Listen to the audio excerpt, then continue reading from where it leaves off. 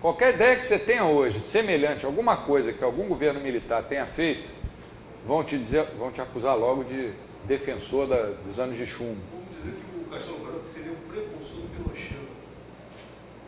Você não conseguiu chegar a fazer, a realizar, mas... Quando a ideia dele era fazer eleições livres para abrir a economia. Ele entrou para consertar a bagunça que o João Goulart fez, mas não deixaram. A ditadura militar foi o período mais esquerdista que o Brasil teve, né? Porque era uma ditadura, não tinha liberdade de imprensa, tudo estatizado, e ele podia viajar para fora do país. Principalmente... de comunismo que teve no Brasil foi a ditadura militar. Como dizia aquele general da época famoso, Golbery, esquerda e direita são iguais às duas pontas de uma ferradura. Eles falavam isso, elas quase se tocam. Ditadura é ditadura, pode ser de esquerda, de direita. O problema é que gera uma força no lado oposto, que depois, para você amenizar, leva tempo. Você vê quantos programas passam na televisão até hoje, que toda hora os caras falam anos de chumbo, anos de chumbo. Amor e Revolução. Amor e Revolução, Diário de Motocicleta. Muito mais gente. E o Fidel Castro matou 10 vezes mais do que o Pinochet. Eu não me lembro os números. Um matou 1.700, o outro 17 mil, ou então 17.170 mil, não me lembro bem. No entanto, um é acusado de ditador e o outro é o El Comandante.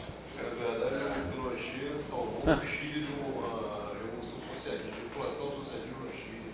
E eu já falei aqui numa aula, né? A gente seguiu, mas acho que a gente está fugindo do... Eu tenho mais uma pergunta sobre expansão monetária. Esse dia eu vi uma coisa meio doida, assim, que eu parei para pensar e falei, realmente faz sentido. Essa questão da depreciação no balanço contábil das empresas é uma despesa que se coloca lá, que ela, na verdade, nunca existiu. Ela não existe. E aí o que o autor estava defendendo lá é que essa conta de depreciação, tudo bem, uma empresa que coloca lá, não tem problema, outra, mas quando você faz o agregado disso, ela faz uma expansão da base monetária, tanto quanto é a reserva fracionária, quanto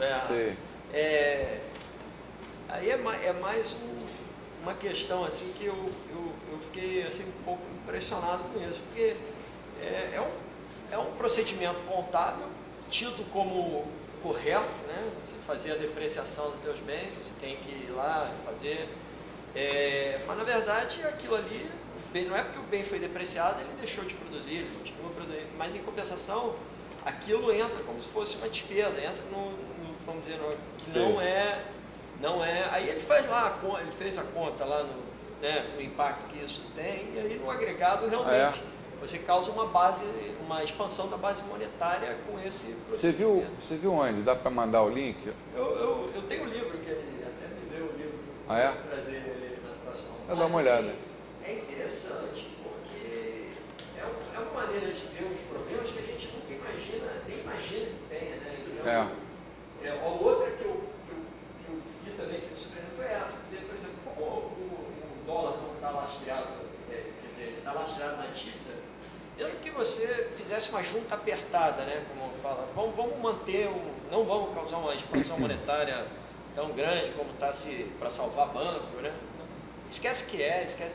Mas você tem que criar uma expansão monetária, no mínimo, para acomodar o serviço da própria dívida. E ela tem que crescer. Daqueles 2% vão vir de onde? Aqueles 2, 3%. Mas aí você está indo para a teoria do Friedman.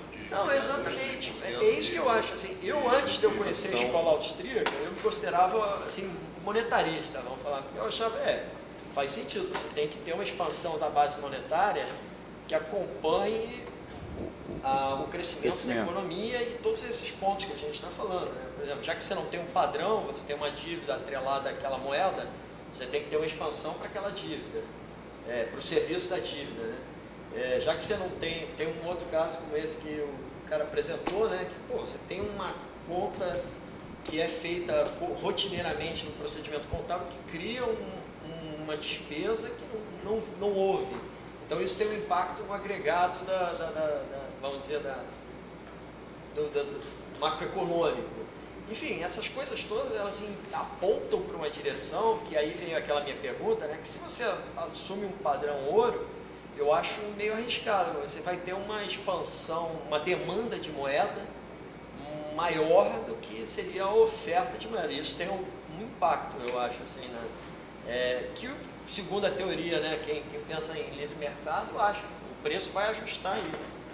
Mas eu não sei como é que as expectativas, aí eu sou um pouco, né, mas respeito um pouco a opinião das expectativas racionais. Eu acho que muito do resultado acaba acontecendo, acaba sendo baseado em expectativa, né? O pessoal, as ações humanas são feitas em cima das expectativas.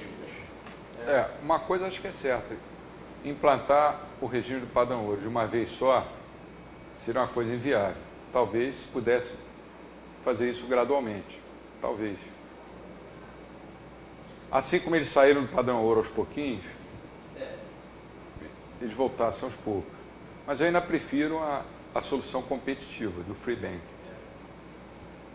Eu não entendo que a gente tem tanto pavor da deflação boa, né? A coisa da deflação, você reduziu o estoque de moeda, aí Deus nos acuda, todo mundo desesperado lá para se ajustar. Outra coisa é a deflação, você tem um crescimento da produtividade. Mas eu não trouxe, quanto cresce a produtividade? Sei lá, 2, 3, 4... É que a gente aprende que deflação é uma coisa ruim, desde pequenininho. Pode ser, pode não ser. O problema da deflação, forma de entesouramento e tal, é porque justamente o pensamento não considera que os salários vão nominalmente cair também. Se os salários nominais continuam iguais, eu recebo 100 e gasto 100. Agora eu recebo 100 e o preço foi para 90, eu vou juntar, vou esperar cair para 80, vou esperar cair para 80, meu salário não está caindo. Você está confundindo deflação com deflação. Não, a deflação pelo aumento da produtividade não tem queda de salário nenhum. Não, mas é que está. É boa. A deflação por uma redução do estoque de moeda, aí eu tenho acuda. Não, mas Mas uma coisa é uma coisa, outra coisa é outra coisa. Sim. Uma coisa é o seguinte, você aumentou a oferta de bens na economia. Então os preços vão cair em frente à moeda que pode ser. Isso não é mal. Outra coisa é você, de repente, tirar de bens, tira a quantidade de moeda. Aí eu tenho uns acudos. Isso já é uma depressão. Foi o que o Collor fez. Exatamente. Foi o que o Collor fez. Não vamos confundir. Agora, uma deflação momentânea, Uma boa notícia, tivemos deflação. Verdade. a deflação do crescimento da produtividade é natural. não tem problema nenhum. O que a gente convive com os preços de alimentos no Brasil caiu pra caramba. E a questão da expectativa. Termos de horas trabalhadas para adquirir. É que a gente pensa macro, a gente está habituado a pensar macro. Agora, uma Eletrônicos. Quando você tem uma deflação por aumento de produtividade, ele falou um negócio da expectativa, né? Mas o preço do computador vai cair ano que vem, e eu então vou esperar para comprar ano que vem. Você tem duas opções. Ou você poupa, você põe esse dinheiro para caderneta de poupança, que quer que seja, o sistema financeiro vai jogar esse dinheiro para algum outro lugar. Não, mas o problema... Ou você entesoura. Se você entesourar, você vai ter um ganho de inflação. Se você poupar, você vai ter deflação. Se você poupar, você vai ter deflação, mais alguma taxa de juros qualquer. Sim. O que é melhor? Poupar. O Brasil tem uma demanda de financiamento nesse caso, que a poupança seria bem-vinda. Mas no Japão, por exemplo, a economia parou por causa desse excesso de poupança, porque eles não tinham essa demanda por Tem um excesso absurdo de gás. O Japão ficou mais de 10 anos sem crescer por excesso de poupança. Não, mas rigidezes que a gente tem dificuldade de enxergar, né? e o governo japonês também aumentou a dívida lá, sei lá, de 60% para 200% do PIB, enquanto estava tendo deflação lá de 2%, 3% ao ano. Então, quer dizer, em vez de eles tentarem beneficiar, o governo resolveu corrigir. E bem, deu no que deu. Aí agora o governo está começando a ser o problema deles de novo. O Japão tem muita economia bem mais fechada do que a gente pensa. Tem muito mais problema de rigidez.